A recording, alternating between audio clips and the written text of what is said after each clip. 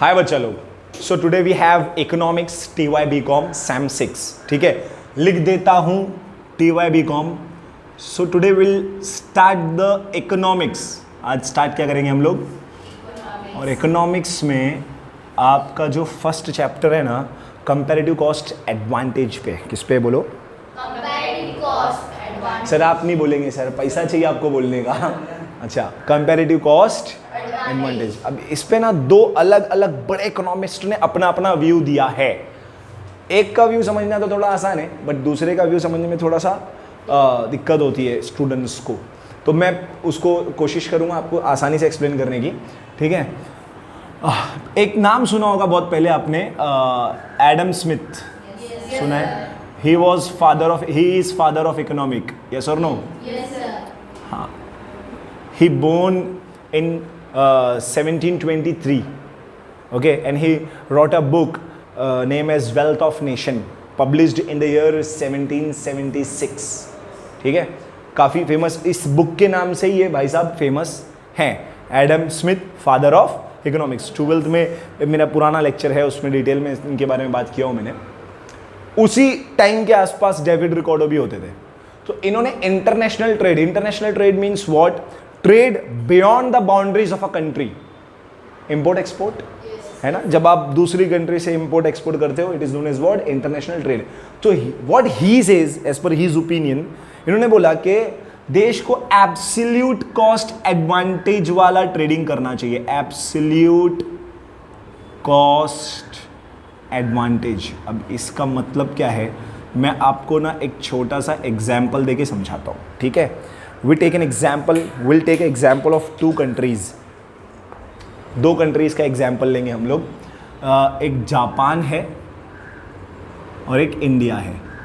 We are just taking random example. ऐसे ही random कोई भी कंट्री ले लेते हैं, कोई दो प्रोडक्ट ले लेते हैं. एक राइस है और एक क्लोथ है. क्या है? क्लोथ. अब बेटे मान लेते हैं कि इन the production of rice Japan incurred cost of ₹10. Right? Japan कितना कॉस्ट इनकर कर रहा है? 10. ऐसे रैंडम ले रहा हूं मैं, और ये 8 कॉस्ट इनकर कर रहा है. कितनी? 8. And in the production of cloth Japan incurred cost of ₹12 and they 14. ठीक है, ये कितने इनकर्ड कर रहे हैं cost? 14. So here you can see that in the production of, मैं लिख दूं आपके लिए छोटी छोटी नोट्स, है ना, काफ़ी आसान रहेगा आपको समझने में. एब्सोल्यूट कॉस्ट एडवांटेज लिखना है अपने को. So will write here what? In the production of rice, in the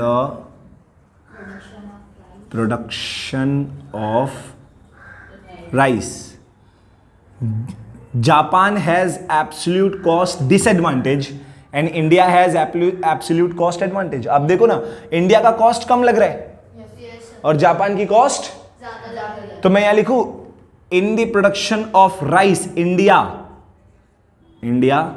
has absolute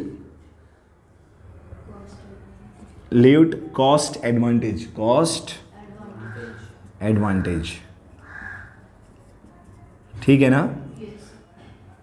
and in the production of rice Japan has absolute cost disadvantage. Yes और नो? यहां तक के कोई आपत्ति? चलो एक सेंटेंस और लिख दूं मैं आपके लिए. एंड ये तो एडवांटेज डिसएडवांटेज हो गया. And in the production of cloth, in the production of cloth, sir, India has absolute, सब बच्चा लोग बोलो, absolute cost what? Disadvantage. Sir Y?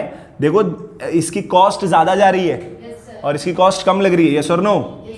Absolute cost disadvantage. Sir ये लिखा क्या है हमने? कॉस्ट लिखा हुआ है. जब जापान राइस प्रोड्यूस करता है तो उसको 10 रुपीज कॉस्ट आती है पर केजी राइस की। रैंडम एग्जांपल ले रहा हूं, कुछ ऐसे अमाउंट गिवन नहीं होगा आपको। इंडिया की कॉस्ट आती है 8 रुपीज, और जब जापान क्लोथ प्रोड्यूस करता है तो उसकी कॉस्ट आती है 12, बट इंडिया की कॉस्ट आती है 14।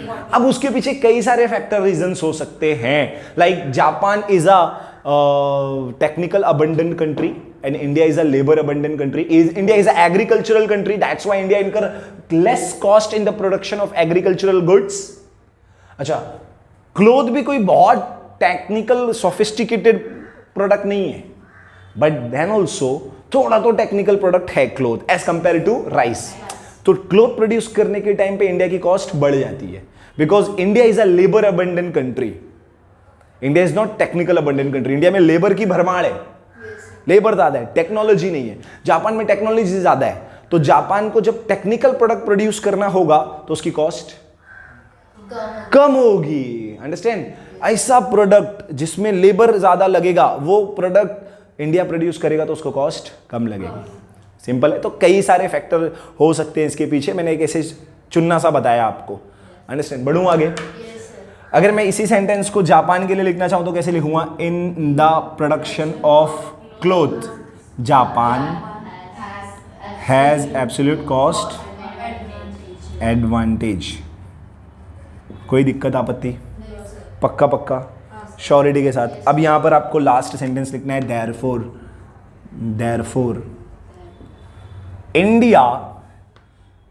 India should export rice to Japan. India को चाहिए कि जापान को राइस एक्सपोर्ट करे and import cloth from Japan. Japan से क्लोथ परचेस करे। यस और नो? सेम एज यही सेंटेंस जापान के लिए लिखेंगे तो कैसे लिखेंगे? Japan should export cloth to India. Yes और no? and import rice from India. Clear? This is absolute cost advantage theory. Absolute cost advantage theory में मिस्टर एडम स्मिथ कहना चाह रहे हैं कि अगर कोई कंट्री को कोई प्रोडक्ट बनाने में ज्यादा कॉस्ट लग रहा है तो वो खुद ना बनाए, दूसरी कंट्री से परचेस करे जिसका कॉस्ट कम है। तो यहां पर राइस बनाने में इंडिया का कॉस्ट कम है, तो जापान तुम राइस प्रोड्यूस मत करो, तुम इंडिया से परचेस कर लो। और इंडिया का क्लोथ बनाने में कॉस्ट ज्यादा है, तो इंडिया तुम क्लोथ प्रोडक्शन मत करो, तुम जापान से परचेस कर लो। सिंपल। सर, एक्सपोर्ट और इंपोर्ट के भी तो खर्चे ऐड होंगे। सारे मान लो सारे एक्सपेंसेस इसमें एडेड है, सारी कॉस्ट एडेड है। आपने बोला ये खर्चा ऐड होगा, वो खर्चा, अब उसमें फ्रेट आएगा, इंश्योरेंस आएगा, कई सारे एक्सपेंसेस आएंगे। All the expenses are added. Clear? तो ये कॉन्सेप्ट समझ में आया? अगर ये कॉन्सेप्ट क्लियर होगा then only you will be able to understand the David Ricardo comparative cost advantage theory, because ये बहुत ज्यादा आसान थियरी है। भाई तुम्हारा खर्चा कम आ रहा है माल बनाने में, तुम क्या करो? एक्सपोर्ट करो, वो प्रोडक्ट एक्सपोर्ट करो जो दूसरे को कॉस्ट ज्यादा आ रही है। आपको जिसमें कॉस्ट कम आ रही है आप वो प्रोडक्ट दूसरे को एक्सपोर्ट करो, और जिसमें आपकी कॉस्ट ज्यादा आ रही है वो दूसरे से इंपोर्ट कर लो। कुछ बोलने में मिस्टेक हुआ क्या? अगर कोई प्रोडक्ट बनाने में आपकी कॉस्ट कम है आप उसको एक्सपोर्ट करो बना के, और कोई प्रोडक्ट बनाने में आपकी कॉस्ट ज्यादा आ रही है, दूसरे की कम आ रही है, तो उससे इंपोर्ट कर लो। क्लियर? तो absolute cost advantage theory is so much easy to understand as per my opinion also. इसमें कोई बहुत बड़ी बात नहीं बोल दिया एडम स्मिथ ने, बट डेविड रिकॉर्डो ने थोड़ा कॉन्सेप्चुअल अंडरस्टैंडिंग दिया। और यहाँ पर हम लोग लिखेंगे डेविड रिकॉर्डो। ये भाई साहब भी उसी टाइम के बहुत बड़े इकोनॉमिस्ट हैं। ये प्रोफेसर जेबी से, डेविड रिकॉर्डो, ये सब जेबी से मतलब जो भी बोले नहीं है उनका नाम, जेबी से नाम है बंदे का। इन्होंने दिया था कंपैरेटिव कॉस्ट एडवांटेज थियरी। क्या है बोलो? Comparative cost advantage theory. Sir अब इसमें हम लोग को क्या करना है? सेम अगेन हम लोग दो एग्जांपल लेंगे, दो कंट्री यही ले लेता हूं मैं, एक है जापान आपके लिए और एक है इंडिया। डन। और प्रोडक्ट भी हम लोग ये दो ही ले लेते हैं, एक है आपके लिए राइस और एक है आपके लिए wheat, sorry cloth same example लेना है तो क्लोथ। डन। सर बस थोड़ी सी कॉस्ट चेंज कर देते हैं हम लोग, ठीक है। तो इसकी कॉस्ट में कितनी ले लेता हूँ, 10 ले लेता हूँ। इसकी कॉस्ट में कितनी ले लेता हूँ, से फॉर एग्जांपल 8 सेम, और इसकी 12 ले लेता हूँ और इसकी 11 कर देता हूँ। डन। कॉस्ट कितनी इसकी कर दिया, 11। नाउ अब अगेन आपको लिख के समझाता हूँ मैं, थोड़ा सा समझने में आसानी होगी और बहुत ध्यान देना इस बार, because now in the production of both the products India has comparative cost advantage. In the production of both the product, absolute cost advantage. दोनों प्रोडक्ट की प्रोडक्शन में इंडिया का कॉस्ट एडवांटेज है। आप देख लो, India incurred 8 rupees in the production of rice, and while India produce cloth it incurred 11 rupees cost as a cost, but Japan incurred 10 rupees while it produce rice, and Japan incurred 12 rupees while it produced cloth. So in the production of both the product, India has a cost advantage. In the production of both the product, Japan has a cost disadvantage. Now what to do, what to import, what to export, this is a question mark. So मैं ये लिख देता हूँ, will write here, see in above schedule, वो सब आप लिखना भूलना नहीं, schedule नंबर दे दो इसको 1.1 1.2 है ना, and will write here what, in the production of both the product, मैं डायरेक्टली स्टेटमेंट दे रहा हूँ आपको, ठीक है। एक एक स्टेट हम लोग इसको कितना भी इंक्रीज करके लिख सकते हैं, सेंटेंस कितना भी बढ़ा सकते हैं। इन the production of both the product India has absolute cost advantage, है ना बाबा, है ना, एब्सोल्यूट कॉस्ट एडवांटेज बोलते हैं हमारे गांव में, एडवांटेज नहीं, एडवांटेज नहीं, मेरे तो ऐसा एसेंट अच्छा लगता है, एडवांटेज। हमारे गांव में तो एडवांटेज ही, अब आप अलग गांव से होंगे, अभी क्या बोल सकते हैं हम लोग, एडवांटेज, ठीक है। देख मैडम, देन रीड करना जोर से एवरीवन।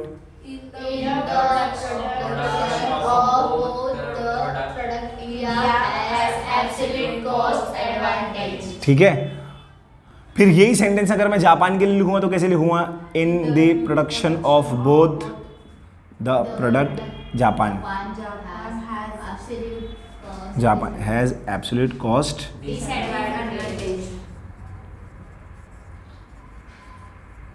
सिंपल। यहां तक की कोई आपत्ति है? डन। बढ़ूं आगे, अभी थोड़ा सा ट्विस्ट आएगा, मेन ट्विस्ट, वो क्या है ध्यान देना, बट, ठीक है, बट इंडिया का इसमें कॉस्ट एडवांटेज कितना है, जापान कितना प्रोड्यूस कर रहा है, 10, राइस प्रोड्यूस करता है तो 10, और कितना इधर 8, तो इसमें कॉस्ट एडवांटेज कितना है 2, और इसमें कॉस्ट एडवांटेज कितना है 1। तो मैं ऐसा लिख सकता हूं, इन द प्रोडक्शन ऑफ राइस है ना, India has more comparative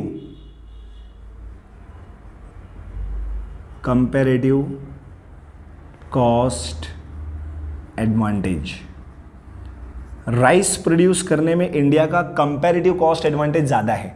sir इधर एब्सोल्यूट बोल रहे हो, इधर कंपेयर कर रहे हो। कंपेयर क्यों कर रहा हूं पता है, जब एब्सोल्यूट बोला तो सिंगल सिंगल देखा, कंपेयर कर रहा हूं, यहां पर इसकी एडवांटेज कितनी है इंडिया की, 2 रुपीज है, यहां पर कितनी एडवांटेज है 1 रुपीज है, सिंपल है। तो कंपैरेटिवली इंडिया का ज्यादा फायदा किसमें, राइस प्रोड्यूस करने में, है ना। India has less cost advantage in the production. समझ में आ रहा है आपको? तो आप इसके आगे बताओ क्या लिखूं, प्रोडक्शन ऑफ क्लोथ्स। सिंपल। नहीं समझ में आ रहा है तो बोलो, रफ करके वापस से समझाता हूं। बढ़ूं आगे? अच्छा, एंड चलो सेंटेंस को बढ़ाते हैं हम लोग थोड़ा सा, हालांकि कम सेंटेंस में भी खत्म कर सकते हैं इसको, लेकिन मैं बढ़ा रहा हूं। एंड अब मैं थोड़ा सा जापान के पर्सपेक्टिव से भी लिख दूं, है ना, जापान के पर्सपेक्टिव से क्या लिखूंगा मैं, and in the production of rice, है ना, हाँ, जापान हैज, नहीं मैडम गलत बोल दिया आप, जाने दो, मोर कॉस्ट डिसएडवांटेज। जापान का मोर कॉस्ट क्या है, डिसएडवांटेज है, right, and less cost disadvantage in case of cloth. Japan अगर क्लोथ प्रोड्यूस करता है तो उसका कॉस्ट डिसएडवांटेज सिर्फ 1 रुपया है, बट राइस प्रोड्यूस करता है तो उसका कॉस्ट डिसएडवांटेज 2 रुपीज है। तो मैंने बस वही लिखा है, इन the production of rice Japan has more cost disadvantage, ज्यादा नुकसान हो रहा है, and less cost disadvantage in case of cloth के केस में इसका कॉस्ट डिसएडवांटेज कम हो रहा है। एग्रीड और नॉट? पक्का पक्का, श्योरिटी के साथ। अब आगे देखो क्या बोलता है मिस्टर डेविड रिकॉर्डो। मैं इसको, ये सेंटेंस यहाँ से अच्छा मैं यहाँ कंटिन्यू कर रहा हूँ, ठीक है। तो नेक्स्ट लास्ट स्टेटमेंट दे रहा हूँ मैं, देयरफॉर अभी ध्यान देना आप लोग थोड़ा सा। India should produce rice and export to Japan, and Japan should produce, लिख देता हूँ अभी क्या करूँ इतने में, produce cloth and export to India. अरे बाप रे, इंडिया क्यों परचेज करे जापान से, है ना। अब यहां पे थोड़ा सा ट्विस्ट आया तुमको, ये बोल रहा है कंपैरेटिव कॉस्ट एडवांटेज में कि देखो, अब मैं तुमको पूरा इसका ओपिनियन, इसका पर्सपेक्टिव स्टार्टिंग से समझाता हूं। David Ricardo says that as we all know that there is a absolute cost advantage in both the product for India and there is a absolute cost disadvantage in both the product of Japan to Japan, right?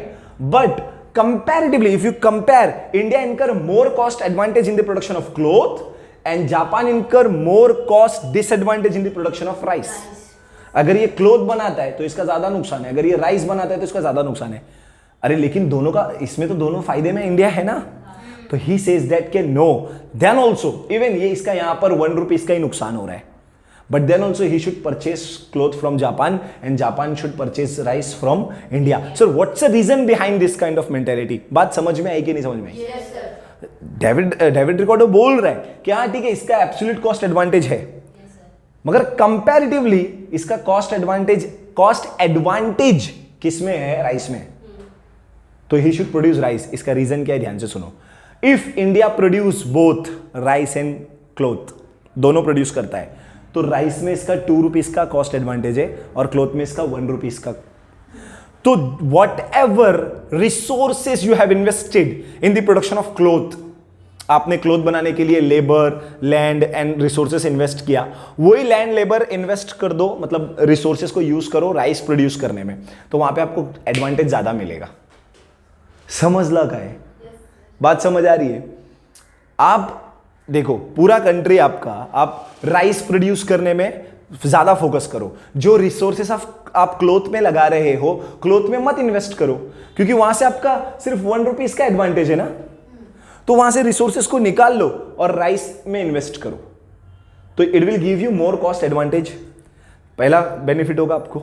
दूसरा, Japan में लोग unemployed हो जाएंगे अगर वहां के लोग कुछ प्रोड्यूस ही नहीं करेंगे, तो परचेस करने की कैपेसिटी खत्म हो जाएगी, इकोनॉमिक सिस्टम, इकोनॉमिक क्राइसिस आ जाएगा वहां पर, क्योंकि they are only purchasing from you because they have absolute cost advantage in the production of both the product. तो उनका तो कॉस्ट डिसएडवांटेज हो रहा है। लास्ट में मेरे हिसाब से पूरा समझ में आ गया होगा इतना पूरा लिखने के बाद। भाई जब ये लोग परचेज ही करते रहेंगे सब कुछ तुमसे, तो ये कब तक इनका परचेसिंग पावर कैपेसिटी कम नहीं होता रहेगा?